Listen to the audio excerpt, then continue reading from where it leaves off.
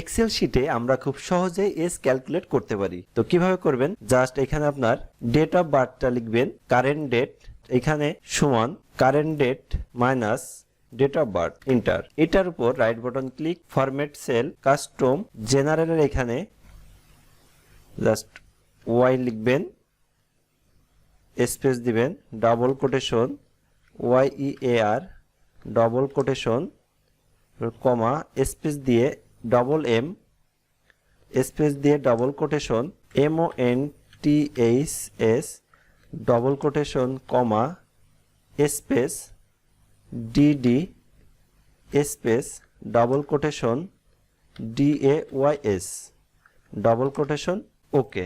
Age calculate হয়ে গেছে খুব সহজেই। তো এভাবে আপনারা খুব সহজে এজ ক্যালকুলেট করতে পারেন। ধন্যবাদ সবাইকে।